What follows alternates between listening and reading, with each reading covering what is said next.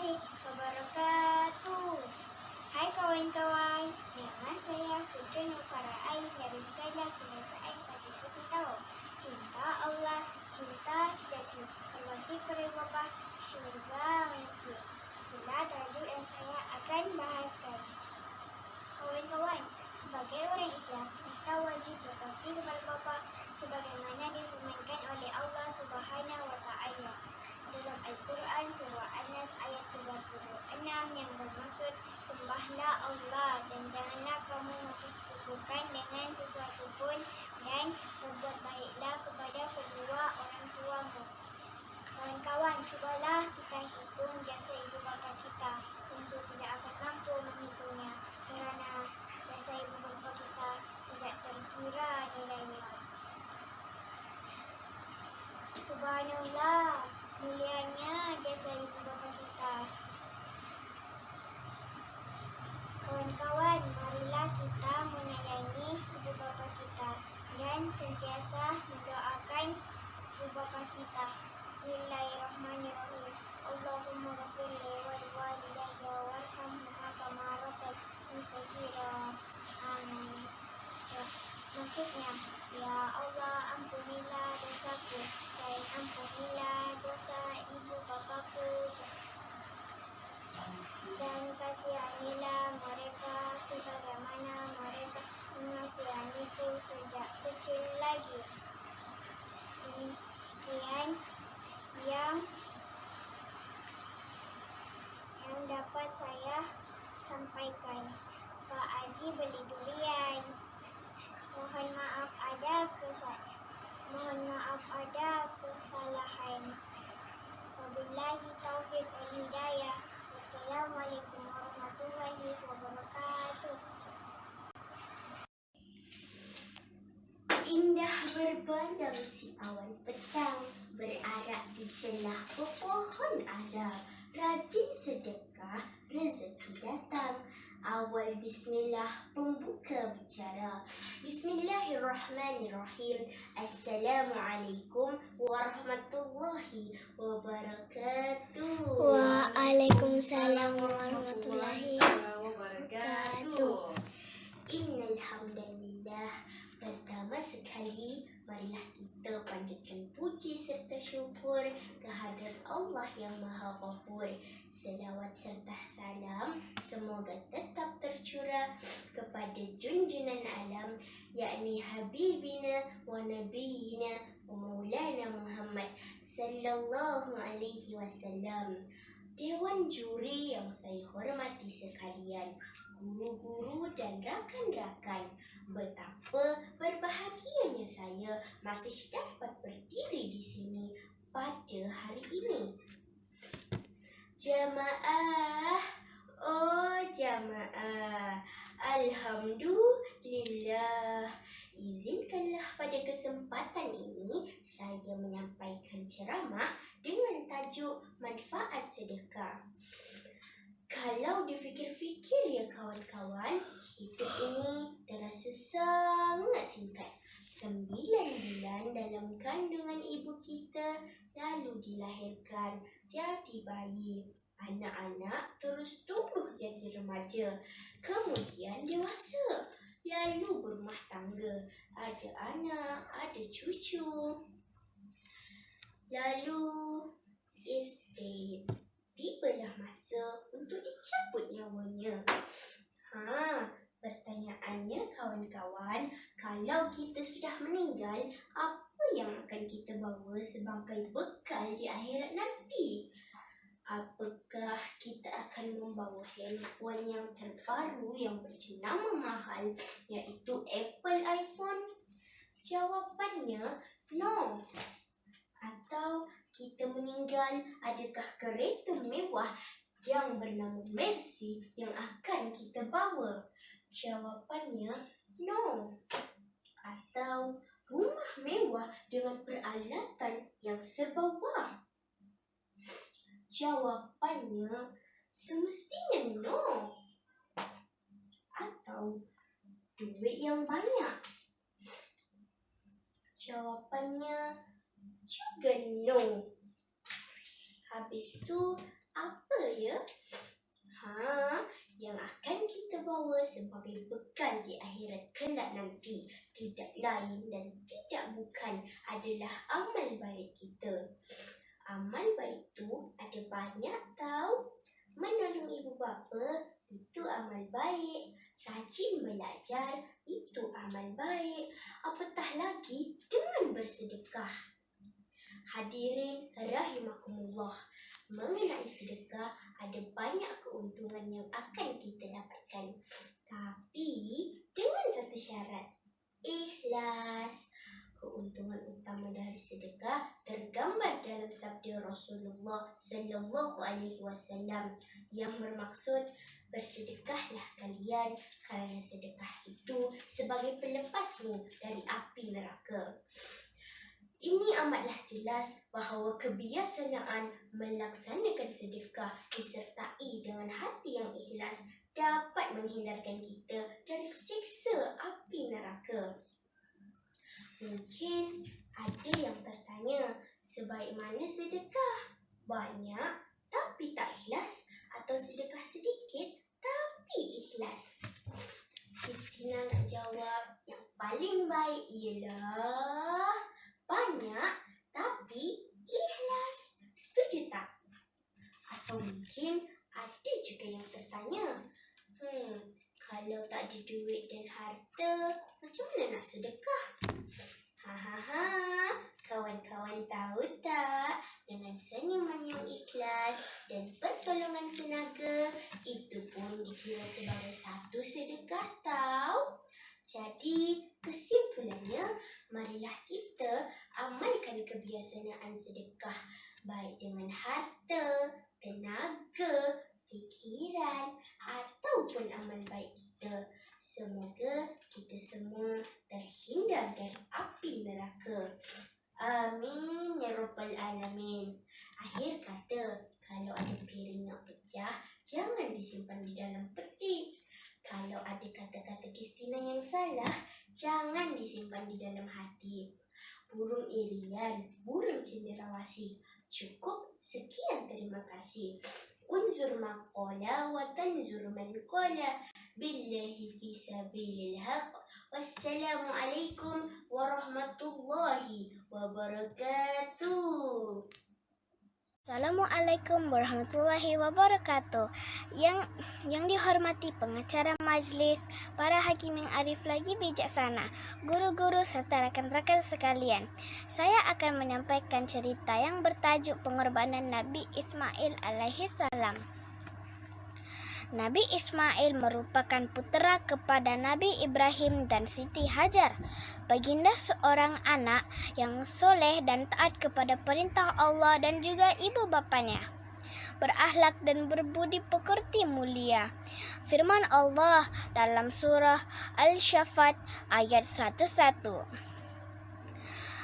Fabashirnahu bigulamin kholim.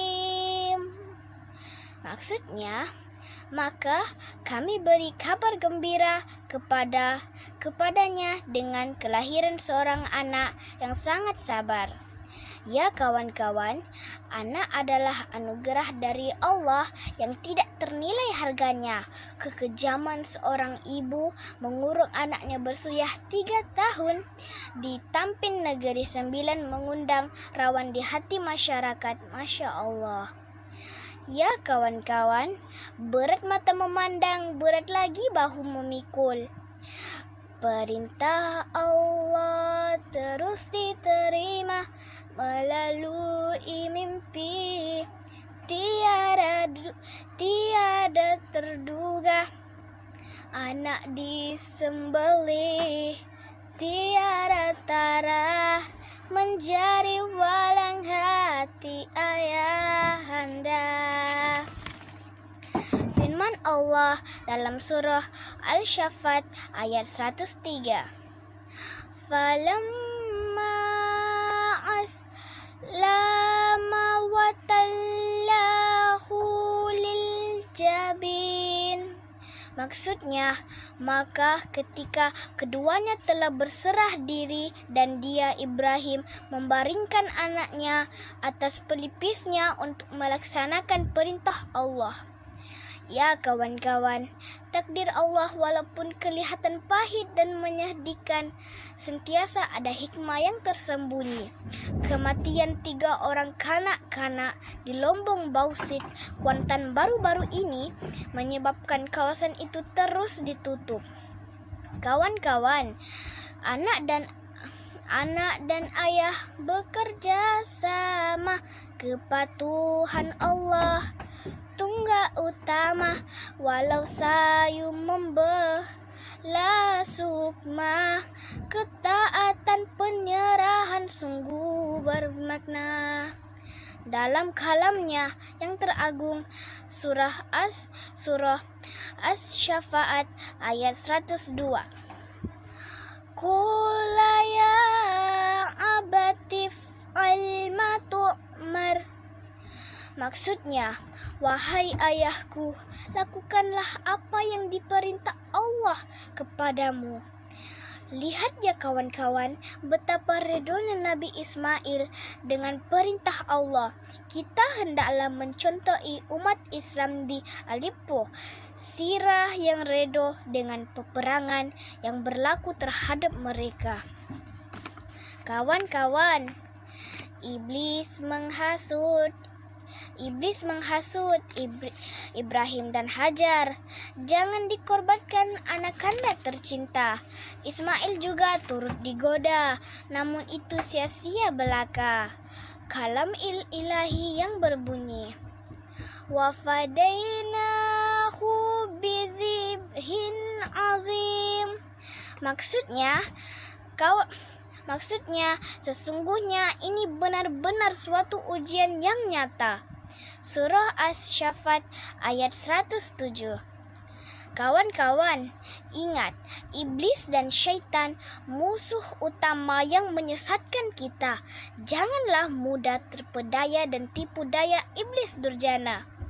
Kisah seorang ibu yang sanggup menggelar anaknya berusia 2 bulan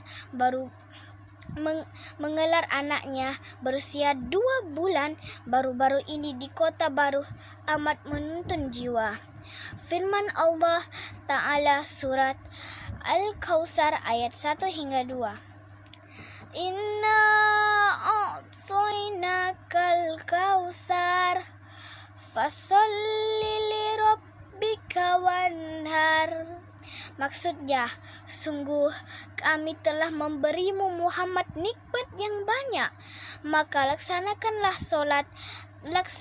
solat kerana Tuhanmu dan berkorbanlah sebagai ibadah dan mendekati diri kepada Allah. Kisah Ismail membuka lembaran ibadah korban yang dilaksanakan. Moga menjadi suri tauladan ikutan ummah sepanjang zaman. Wabillahi taufik wal hidayah. Wassalamualaikum warahmatullahi wabarakatuh. Assalamualaikum warahmatullahi wabarakatuh. Nama saya Nur Wahyuni binti Kasim dari kelas 4 WSM. Hari ini saya ingin menyampaikan sebuah ucapan yang bertajuk berbakti kepada kedua orang tua. Saudara-saudaraku yang dirahmati Allah, sebagai seorang muslim kita wajib berbakti kepada kedua ibu bapa kita sebagaimana difirmankan Allah dalam surah An-Nisa ayat 36 yang bermaksud, sembahlah Allah dan janganlah kamu mempersekutukannya dengan apapun dan berbuat baiklah kepada kedua orang tua. Saudara-saudaraku yang dirahmati Allah, ayat tadi memerintahkan kepada kita agar sentiasa menyembah Allah Tuhan yang Maha Esa dan berbuat baik kepada kedua orang tua, kerana jasa mereka sangat besar, tidak terkira. Saat mengandung, ibu selalu dalam kepayahan kerana mengandungkan kita. Begitu pula saat kita lahir, mereka mencurahkan segala perhatian dan kasih sayang kepada kita. Sementara bapa bekerja siang dan malam untuk kelahiran kita. Begitu pula saat kita lahir, mereka mencurahkan segala perhatian dan kasih sayang kepada kita. Bahkan sampai sekarang kasih sayang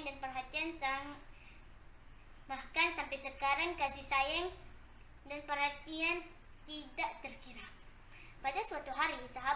bertanya kepada Nabi, "Siapakah yang patut menerima penghormatan dariku, wahai Nabi?" "Ibumu," jawab Nabi dengan singkat. "Lalu siapa lagi, wahai Nabi?" "Ibumu." Nabi tetap memberi jawaban yang sama sehingga 2 kali. "Lalu siapa lagi, wahai Nabi?" "Ibumu." Lagi-lagi Nabi memberi jawaban yang sama sehingga 3 kali. "Lalu siapa lagi, wahai Nabi?" "Ayahmu." Kerana itulah barang siapa yang durhaka kepada kedua orang tua, nescaya Allah akan menurunkan siksa dan neraka balasannya. Panasnya, panas betul. Nah, sebagai generasi soleh dan solehah, marilah kita berbakti kepada kedua orang tua dan sentiasa berdoa kepada mereka. Bismillahirrahmanirrahim. Rabbighfirli wa liwalidayya warhamhuma kama rabbayani shaghira. Ya Allah, ampunilah dosaku dan dosa kedua ibu bapakku dan kasihanilah mereka sebagaimana mereka mengasihiku di waktu masaku kecil. Saudara-saudaraku yang dirahmati Allah, demikian yang dapat saya sampaikan. Mohon maaf atas segala kekurangan dan kesalahan. Wabillahi taufiq wal hidayah. Wassalamualaikum. Sumaya, kau dibunuh di dunia sementara untuk hidup di syurga yang selama-lamanya. Kaulah wanita terbaik sebaik manusia, namamu tetap menjadi sejarah. Assalamualaikum warahmatullahi wabarakatuh. Hari ini saya menceritakan tentang wanita yang hebat. Sumayyah binti Khayyat merupakan syahidah pertama di kalangan wanita dan orang ketujuh dalam sejarah memeluk Islam. Sumayyah berkahwin dengan Yasir dan mempunyai anak bernama Ammar. Apabila Sumayyah dan keluarganya menerima dakwah Nabi, mereka ditangkap lalu diseksa oleh Abu Jahal dan kaum Quraisy. Mereka dibaling dengan batu, diseret di tengah panas mentari. Sumayyah tidak gentar, lalu berkata, "Aku hanya beriman kepada Allah. Tiada Tuhan melainkan Allah." "Hantarkan batu besar itu di atas badan Yasir," perintah Abu Jahal. Seksaan demi seksaan menyebabkan Yasir menghembus nafasnya yang terakhir. Sumayyah pun dibunuh menggunakan tombak ke atas badannya. Allah, Allah, Allah. Adakah kita tabah setabah Sumayyah? Firman Allah dalam surah Al-Ankabut ayat 3 maksudnya, adakah kamu beriman selagi kamu tidak diuji? Marilah kawan-kawan, kita mencontohi Sri Kandi Sumayyah yang sentiasa sabar dengan ujian Allah dan tidak mudah berputus asa. Siapa sangka tangan lembut yang menghayun-hayun mampu menggoncang dunia. Sesungguhnya Sumayyah menjadi contoh dan teladan yang baik kepada semua muslimah di seluruh dunia. Sekian, wabillahi taufiq wal hidayah. Wassalamualaikum warahmatullahi wabarakatuh. Yang baik itu datangnya daripada Allah, yang kurang baik itu datangnya daripada diri saya sendiri. Sekian, nama saya Nur Sabrina Syama binti Rizal, kelas 4 UKM. Betapa senangnya manusia menjadi lupa daratan, betapa ramai manusia menjadi ingkar. Mereka lupa tujuan hidup di dunia ini. Mereka alpa dengan kenikmatan dunia. Walhal kita sedar, kehidupan di dunia ini hanya sementara, akhirat selamanya. Assalamualaikum warahmatullahi wabarakatuh. Nama saya Muhammad Fatullah Ukail bin Nur Hisham dari kelas 5 UKM. Hadirin yang dirahmati Allah sekalian, kehidupan di dunia ini hanya merupakan satu permainan dan senda gurau. Ada kalanya menang, ada kalanya kalah. Susah dan senang bersilih ganti. Senangnya merupakan kesenangan yang menipu, sedihnya merupakan kesengsaraan sementara. Inilah yang dinamakan kehidupan di alam fana. Al-Quran mengatakan bahwa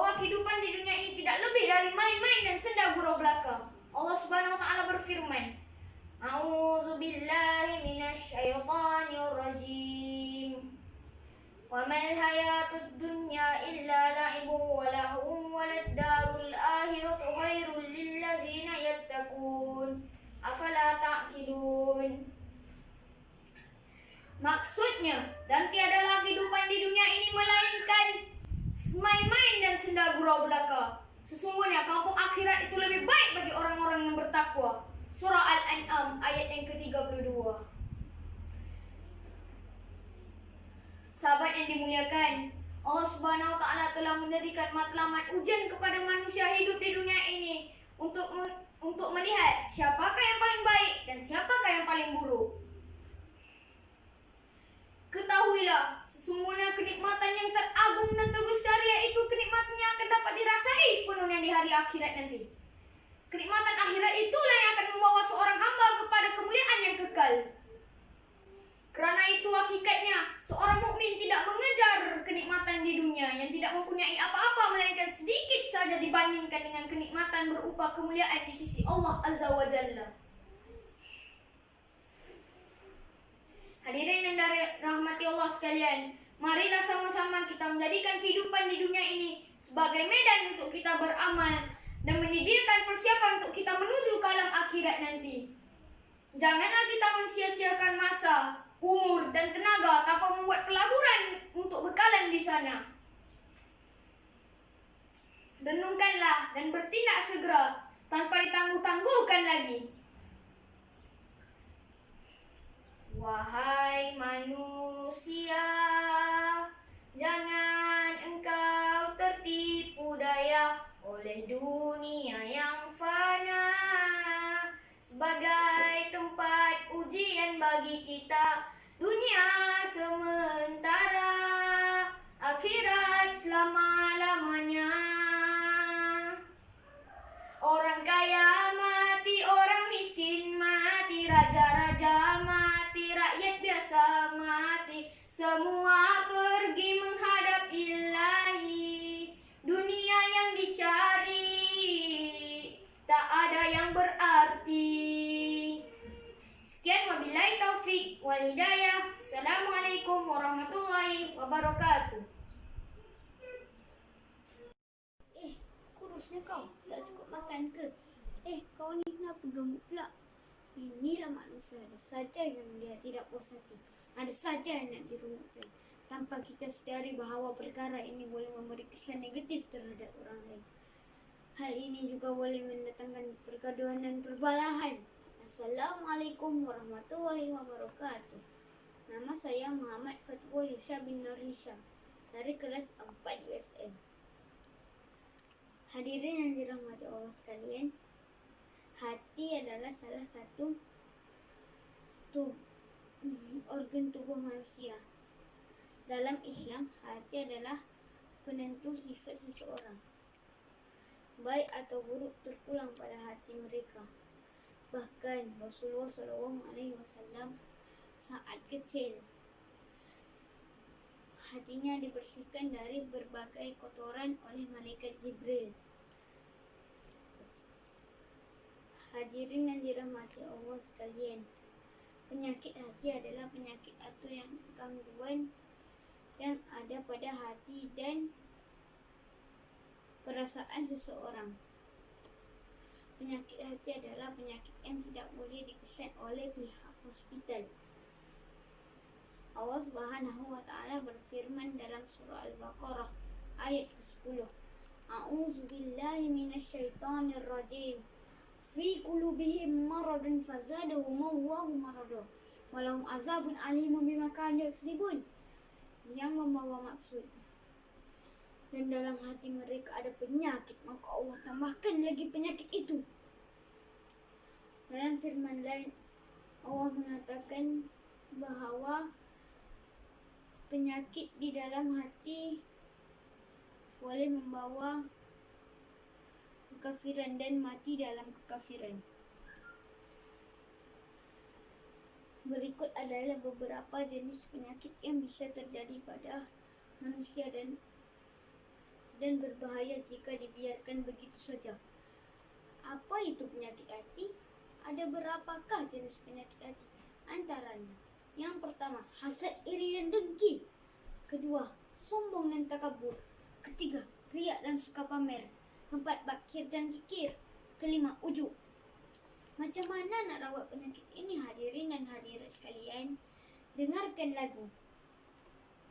Obat hati. Ada 5 perkara. Yang pertama, baca Quran dan maknanya. Yang kedua, solat malam dirikanlah. Yang ketiga, berkumpulan dengan orang soleh. Yang keempat, perbanyakkan berpuasa. Yang kelima, zikir malam perbanyakkan. Salah satunya, siapa bisa menjalani, moga-moga rezeki Allah mencukupi. Wabillahi taufik wal hidayah. Wassalamualaikum warahmatullahi wabarakatuh. #stay at home. #kita jaga kita. #woman talk woman.